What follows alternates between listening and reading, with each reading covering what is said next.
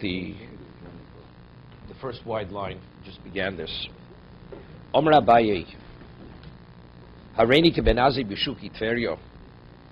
Abaye said, and as Rashi explains, he was in a certain mindset, and he says, I'm the equivalent of Abaye, of Benazai in the marketplace of Tverio. With Benazai, it said that all the Chachmi Ador are the equivalent of Klipas Hashum. They're like the skin of a garlic compared to him, except one person. Meaning, Abaye is saying, I'm willing to deal with any question that's posed to me and respond. So one of the Chacham said to Abaye, Michti Hani Kroi, we had a pasuk. The pasuk says that if a person redeems himself from the non-Jewish master, the Jewish slave, it says Kesev Miknoso, that although when he was sold, he was purchased at a lesser value, and at the time he wants to redeem himself, he's of a greater value, he pays the lesser value. And if, let's say, he was purchased at a greater value, and subsequently he was injured and he's worth less, so the balance of the years he pays the lesser amount rather than the greater amount. That's the interpretation of the psukim. So this person asks Abaye, this Talmud Chochem asks Abaye, one of the Rabbanon,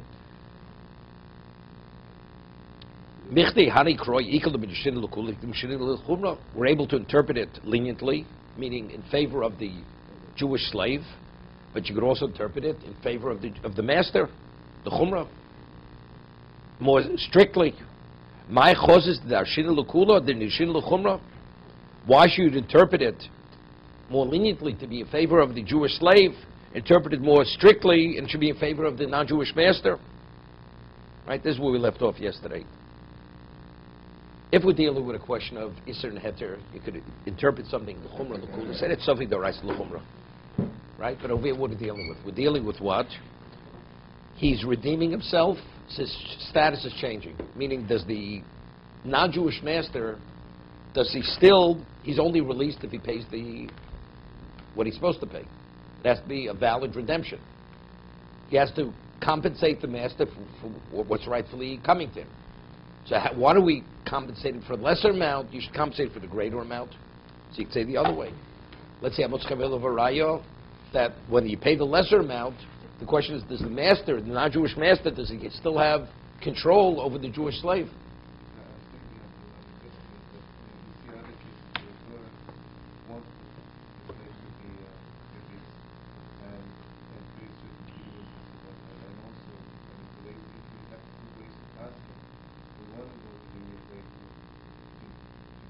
We'll see, the Gemara is going to cite something in a minute.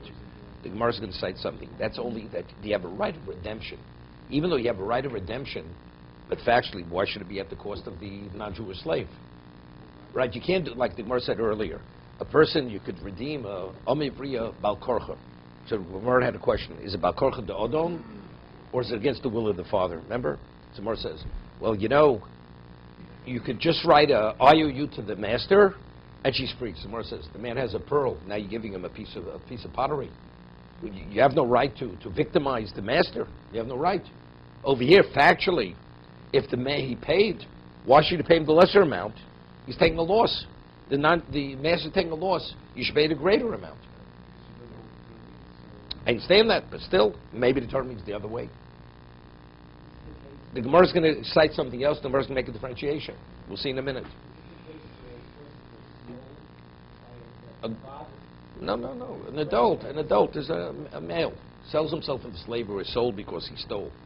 He's worth so much when he's sold, and then afterwards, let's say he incurs an injury. Because the injury, he's worth almost nothing. And now he wants to redeem himself. So what does he pay? Does he pay the original value, or does he pay the present value? If he'd be sold today, he's worthless almost. So he pays almost nothing to be able to be released. So versus lo sokadaitoch.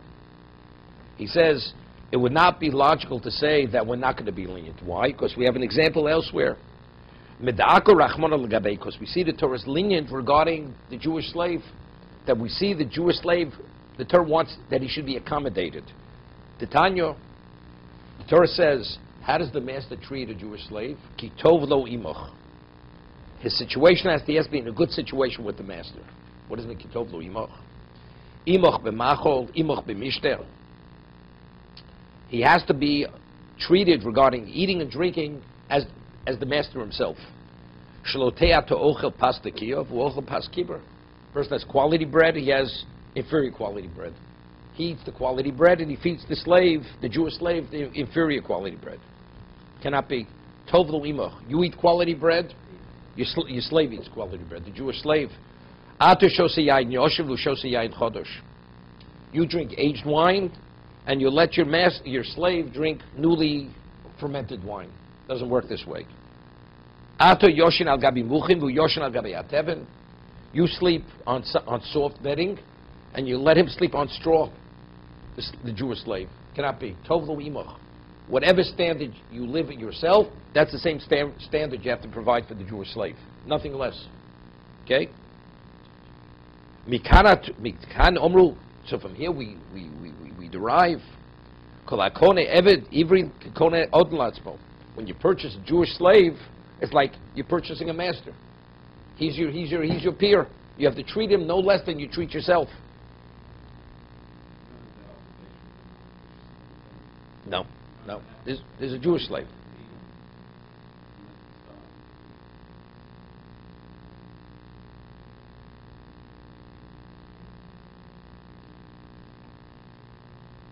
So Tosa over here quotes, so from the Gemara that we're quoting now, this Braisa, meaning you have the means to provide. At what level do you have to provide for the slave? No less than yourself. Tosa says, what if a person only has quality bread and inferior quality bread? He only has enough for one person. You have to give it. The slave takes precedence over the master. Even to that, that's tov l'imach. When he's with you, you have to treat him at the more advanced level, in the material sense. You only have one bed. He gets the bed. You sleep on the floor. So that's literally that's odin latzmo. Vema, Gemara says no. We're able to differentiate. So just as over there we see how the slave is treated well. So here the Gemara wants to compare the two regarding redemption. We're more lenient. Gemara says no.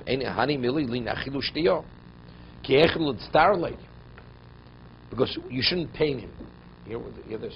You shouldn't pain him. If he's not drinking aged wine, that's paining him. Right? That's called paining him. Causing him pain. You're depriving him. But regarding redemption, maybe we're machmir. Why? Because factually, this man, he brought this situation upon himself, as the Gemara will explain. That because he had violated a certain halacha, the Torah says, unless you do tshuva, ultimately you're going to be so impoverished that you're going to force yourself to be sold into slavery. To such a degree. No. The Gemara is going to explain in a moment. Even that theory.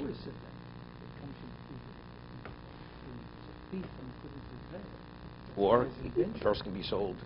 What about a person that sells himself because of his financial situation? No, not necessarily. No, but the Gemara is going to say he caused something else, something much more subtle. The Tanya. Rav Yosef Bechina Omer, Borei Kamakosha Afke Shel Shviyus. See how severe is even the dust of Shviyus. A person who, the Torah says the land has to remain fallow. A person works the land during the 7th year, during Shemitah. It's a losas, it's a lav. What about a person, the Torah says all produce of Shviyus is ownerless. How does the Torah express itself? La'ochlo. And what do you do with it? It should be eaten. What about if a person engages in commercial activity? Rather than using it for personal usage, you go sell it for profit. It's a Torah violation. It's an Isser Aseh. Anything which is inferred from an Aseh is the equivalent of a violation of an Aseh. La'ochlo v'lo l'schora. It should be eaten. It should not be used for commercial value, for selling. This man went, and he watched. So Rashi and Tosas explain it's called Afke Shel Shviyus, meaning the Aseh relative to the Los Aseh, it's considered a lesser transgression. It's lesser. When he sells it. What? No, it's a Doraisa. Avik is Doraisa here. This is the rise. This is not a fence. It's the inference. L'ochlo v'lo l'schora. But it's not say versus a lo says. That's what Rashi and Tosas explained the Gemara. Rei kamakosh afkish odom nosim b'peirush shvius. Person engages in commerce commercially with the produce of shvius. The sof moches metatlev. Why does the person engage? Because he wants for profit. So a person thinks you're going to profit. Not only will you not profit, you will lose what you have. You'll be forced to sell your movables just to cover your financial needs. Shenemar. Where do we see this? Because it says in the Bishnasa Yovel, Hazos Toshuvu Ishal Chuzaso. Right? Yovel, everything returns to, person returns to his original portion. The Somach Lei, and the Torah juxtaposes to that, Chisimkru Memker Lamisecho. If you sell something to your fellow, Okonim Yaramisecho. What are we speaking about? Something which is transferred from hand to hand. What's transferred from hand to hand? That's a movable. Dover aniknem biyad liyad. Something which is acquired by transferring from hand to hand, which is a movable. So Rashi explains, if you sold or you purchased what I prohibited you to do, ultimately you're going to sell what's rightfully yours. You're going to be forced to sell it. And all your personal effects you're going to have to sell. What about lo hirgish? He starts doing the wrong thing, and things begin going sour financially for him. But lo hirgish, what does it mean lo hirgish? He was not sensitive to it. Meaning very often a person is alerted to something, and a person just glosses over it. Lo hirgish. Because the Gemara is going to make a point of the lo hirgish, the way the Gemara is expressing itself. Rashi says, lo som leiv lepurnonus haba olov. He didn't pay attention to the tragedy which is coming upon him, to his issue. Lazabo me avera should be able to do tshuva. He should have been sufficiently alerted to do tshuva. Lo hirgish kasinon. Meaning he was not sensitive. He did not pick up on what he should have been alerted to. When he sold his house. No. When he saw that he had to sell his movables, that should have alerted him that he has a problem. Didn't. Rashi says the language, lo sum libo leporanus, is a famous word from by the Borod, right? It says what? It says the person who, also the Torah uses by Paro, the one who was lo sum libo, the one who did not pay attention to the warning. They left their livestock in the field. So what is it? It's already, anything Moshe had said, the plague happened as it was predicted that it was going to happen. So don't you think you should pay attention and at least be safe, right? Be more responsible. Asher lo sam libo, the one who did not pay attention, left it in the field. People don't pay attention, even though it's obvious. Say lo sam libo. Person didn't pay attention. Didn't pay attention to something that's happening in his life. So what happens ultimately? Things go from bad to worse. He has to sell his fixed properties. Shenemar, if your brother falters, financially he falters, he's impoverished, he has to sell from his family, from his portion, his family portion, his fixed property. Lo bos liyodo. Now, the Gemara is going to make it a point. It doesn't say lo hirgish now. The Gemara should have said again, lo hirgish. He did not pick up the message. He didn't get it. He didn't understand it. It doesn't say that. Lo bos liyodo. At shemocher es beso. It should say again, lo hirgish. No. But first it says the reason he had to sell his movables, and it says lo hirgish. He did not pay attention. He should have. He could have, but he chose not to. Later, it doesn't say the expression lo hirgish. Lo bos liyodo. He didn't come around. Lo bos liyodo. At shemoches beso. First, he sells his properties. Here it appears that he didn't realize that he was doing something wrong. Here, lo hirgish, he doesn't even know that he's doing it. Toldos Yodo, maybe, why, Maybe. Why, Okay. Why are they changing a lot? Well, the Gemara is going to make a point of that. The Gemara will discuss it in a moment. So ultimately, he sells his home, where he lives, his residence. Shenemar, ki yimkor beis Moshe v'irchoma. His beis Moshe, that's his personal residence he's already selling. Not only his possessions, his fixed possessions, even his residence. So the Gemara asks, Ma'ishno hosam damalo hirgish. U'ma'ishno hocho damalo bos liyodo. Meaning, lo bos liyodo, we'll see in a moment. It means he sees what's happening, but he doesn't even realize he's doing the wrong thing. It doesn't enter his mind. It doesn't enter his mind. Kid Rafuna, Dam Rafuna, famous Gemara. Kevachov Adam Aveira. Person initially transgresses, Vishonabo, and he becomes a repeated offender. Does first something wrong, and he repeats it again. Hutralo, it becomes permitted to him. Somebody asks a question. Hutralo, how could it become permitted? He's doing something. He's doing the wrong thing. He's transgressing. So hutralo so kadaito. Could you consider it's permitted? It's not permitted. Ella nasis loketer. When a person becomes a repeated offender, the second time he violates, he sees it as if it's permitted. Well, one second. It's famous Rabbeinu Yonah. Rabbeinu Yonah says that a person who sins, even deliberately, the first time, the claim against him is not that serious. Why? Because if the person never crossed the line in this area, never transgressed in this area, the person was not aware of his vulnerability. As a result of that, he didn't take the necessary precaution, therefore he failed. So therefore, the level of liability or accountability is not to the same degree. But let's say the person already has failed. So if you realize that you're vulnerable, how do you not take the proper precaution? So even if the person fails inadvertently the next time, very serious claim against the person. How do you live irresponsibly? That's Rabbeinu Yonah and Shari Tshuva.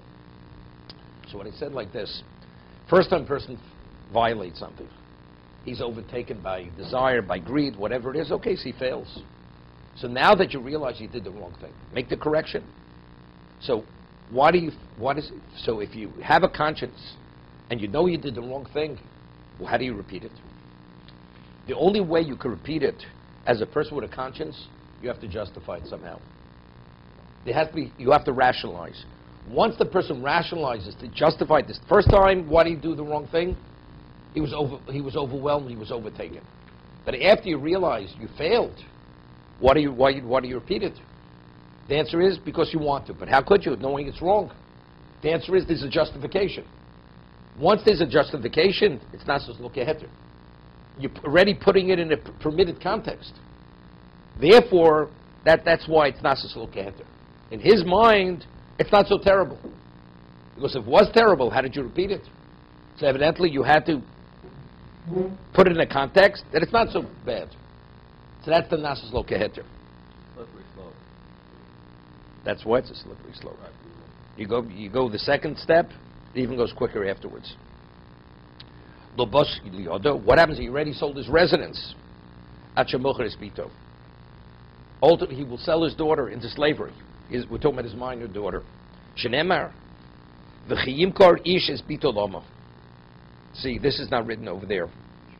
This is already mishpatim. So the Gemara addresses this.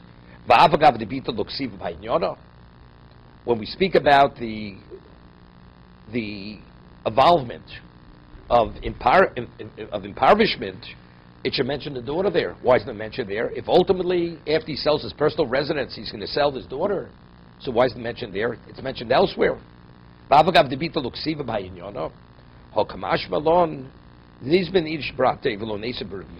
a person has a choice to sell his daughter into slavery or borrow money with ribis, what would he prefer? He would prefer to sell his daughter into slavery. Why? My taimo, brate migaro, vinafko. With a daughter, this chance you could buy her out, right? Or it's for a limited time. You know, the years will pay themselves off. Or someone would come and they could redeem her. They could redeem her from servitude. V'mosva v'azla. But interest just accumulates, just keeps growing. So therefore, seeing the daughter in terms of justifying the selling of the daughter, it's an easier thing for a person to do than get into a more complicated situation. He sees ribbis as something much more severe. Redemption versus the daughter works in the inverse direction. Price goes down over time. Yeah, right. Either that, or Begara could also mean that you're able to come up, you hope you'll come up with the money, you borrow whatever it is, you'll be able to what? You'll be able to redeem her. No, you can't sell her again. Even though Once you sell your daughter, you can't sell her even again. though you're not allowed to charge ribbis, situation you're talking about. He'll pay ribbis. He'll borrow from a non-Jew. So we're talking about a non-Jew. Non-Jew. Right? He doesn't have to borrow only. Yeah, but even if the government is a Jewish government, how can the No, dude, non-Jew is permitted. It's only non-Jew two can brothers. charge Definitely. And you could charge a non-Jew ribbis. As you could charge a non-Jew could charge you ribbis. Okay? Lo bos liyodo. What happens even after you sell your daughter into servitude? Still, he hasn't come around. Achalova ribbis. He can't sell to the non-Jew because Not- the non-Jew can't marry her. No, I'm not talking about he's selling his daughter to the non-Jew. No. He sold his daughter to a Jew, Jewish master. But now he's still financially, he's going down. He's faltering, even to a greater degree. Achalova ribis. He borrows money with ribis, which is also even b'isser, even doing the wrong thing. Shenemar, your brother becomes impoverished. Umota yodu imoch. V'somach lei, and it says al tikach mito. You're not permitted to charge him. If you lend him money or give him money, you're not permitted to charge him interest. Lobosya liodo. What happens? It goes from bad to worse. Achamochres atzmo. Immediately afterwards it says, Shenemar, chiyomocho chicho v'nimkar loch. Your brother has become so impoverished, he sells himself to you. Man says, look, you don't want to lend me the money, I've already borrowed enough. He says, I'm willing to sell myself to you. V'nimkar loch. Lo loch el lager. Not only to a fellow Jew, even to a ger. Now what's a ger? Ger could be a Jew too. A ger tzedek. Shenema lager, v'lo lager tzedek. How do I know not a ger tzedek? He'll sell himself even to a non-Jew. What's a ger? Elo lager toshav. Shenema lager toshav. That means a non-Jew who abides by the seven mitzvahs of Bnei Noach. He's not an idolater. Okay? How does Gemara learn the mintar loch? So how does Gemara learn the low loch? No. That says not only to you, because afterwards it says lager. It says in the pasuk, right? Then it says mishpachas ger. Now, who's the family of the ger? He has his chevra, right? Non-Jews.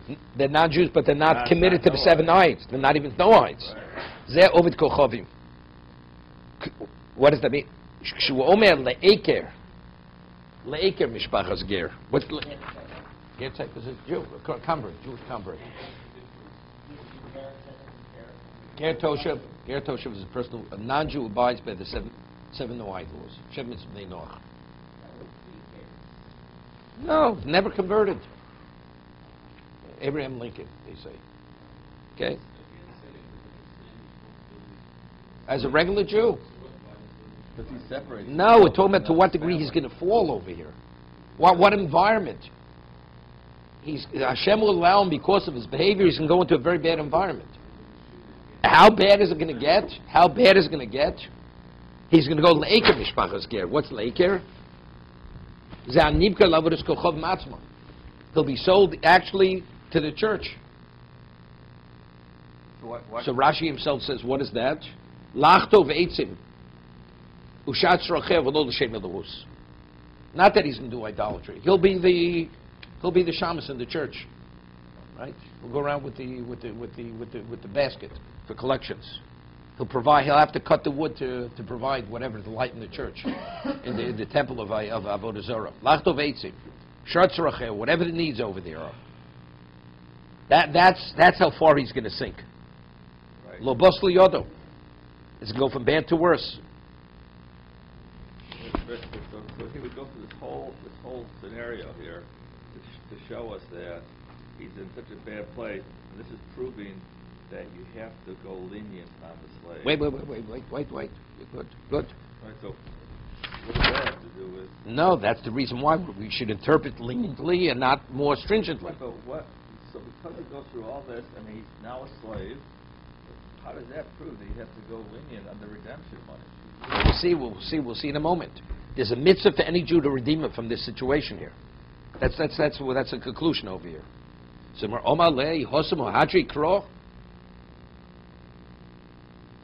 the pasuk says every Jew should redeem him. Kol Yisrael l'rachim olav. The Tani Devei Rabbi Shmuel Hol v'holach zev v'naseh kol avodas kochavim. He's the equivalent. He's an attendant. Over here, he's not the priest. He's not actually doing the avodah zorah. Emel litchi even achran nofel. You know, he's already so far gone. Might have just put the cover on the coffin and let him go. Throw the stone after him. Etche even shlotei lo gula. The man already is sunk so low. Just forget about him. Talmud loma achri nimkar gula tielo. Echad mi echad yigoleno. That even if he's sold, and even though he's fallen to this degree, Torah says you have to redeem him. We don't say he's beyond redemption. He's beyond recovery, this man, because he's in such a bad environment. You do whatever you can to save the Jew, whatever the cost is. You redeem him. Tielo ach echad bi'echov ligaleno. Somewhere asks, no, it's true. Ve'magula tielo ke'echlu litami benov kochavim. It's true. We have to raise the money, but we can't victimize the what? We have a right to victimize the master. That's what we're saying. In terms of the obligation of the Jew, the Jewish community, we have to do whatever we can to get him out. But you have to pay the fair value. So maybe fair value is what he was worth when you sold him, when he sold himself. That's the first question.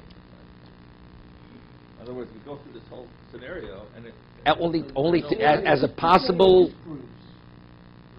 The Gemara originally wants to say maybe this is a reason why we interpret more leniently on that. The Gemara says no, one thing has nothing to do with another. Exactly. That's only in terms of the responsibility of the Jewish community. But in terms of not giving the master what's rightfully his, maybe not. You have to pay whatever, even the higher price. That's the first question. Okay.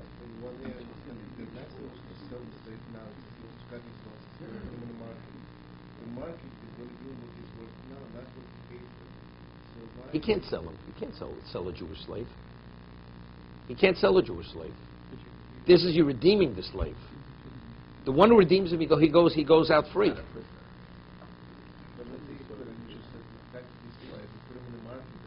Well, first, let's. We're talking about over here where this is a Jewish community. The non-Jew understands he's bound to Jewish law. Good. Okay. No, but we have two psukim. Kesed Miknoso tells us the redemption is based on the original price. That there's another pasuk that says no, you deal with the present. So we say the original if that was less, or the present if that's less. Whatever's the best interest of the Jewish slave. That's how you bring about the redemption. So that was the question. Maybe it should be the other way.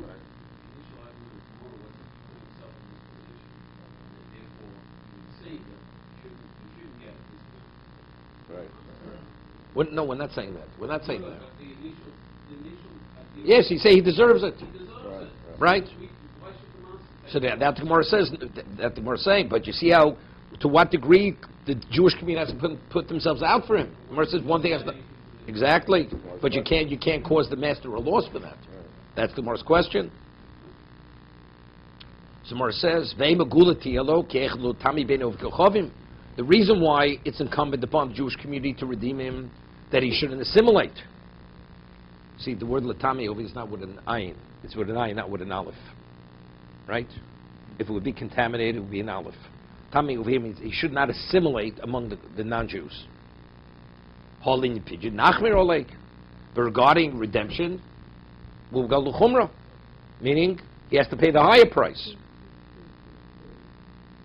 Midrab Yosef B'Chanino, especially because he brought this upon himself. Because he compromised on his integrity, he violated the Torah, so therefore he's there until he does the right thing. I'm still confused, brother. Sorry, because I just don't understand how that proves this whole We haven't proved anything. No, I'm saying, but if we bring The this Gemara up- wanted to use this as a reason why. But it didn't show us anything. Exactly, The that's what. challenge is so obvious. Not so obvious. Not so obvious. Why is facing a very tough challenge? Exactly. I Thought mean, it was simple. right, Not because so I think simple. it's just, it just seems like there's no basis for the argument. The whole scenario doesn't prove anything about going lenient on the master. And it's just an obvious non. It wasn't a Kalatsky in the first place. You want to know something? Like If I don't not for know. Rabbi Yossi Rabbi Chanina originally, he did the wrong thing, maybe we would go lenient, even at the cost of the non-Jewish master. But because he did the wrong thing, he brought this upon himself.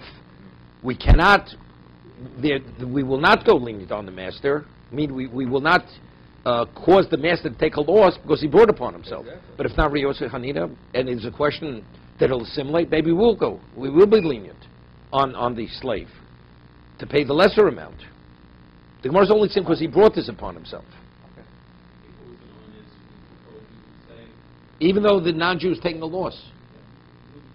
That we wouldn't care. But since he brought this upon himself, he's there because he put himself there.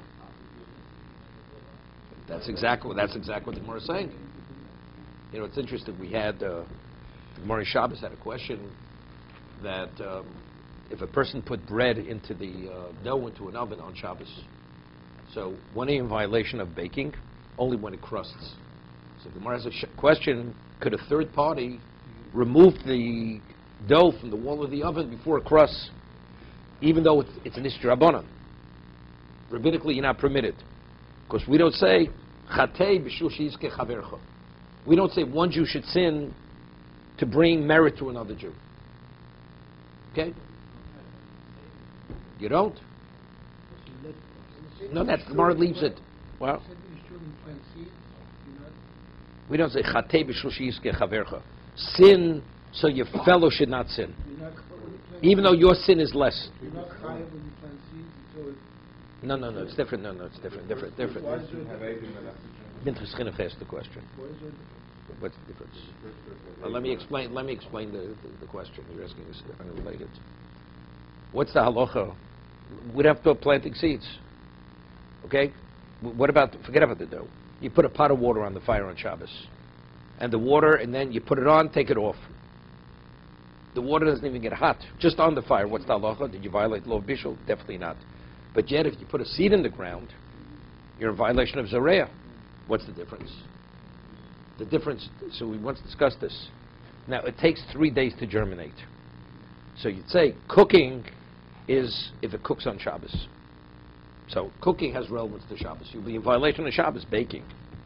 But planting, if planting means taking root, so it's first to take root 3 days later. So what must the Issa be? Issa Zareah, what's the provision of planting?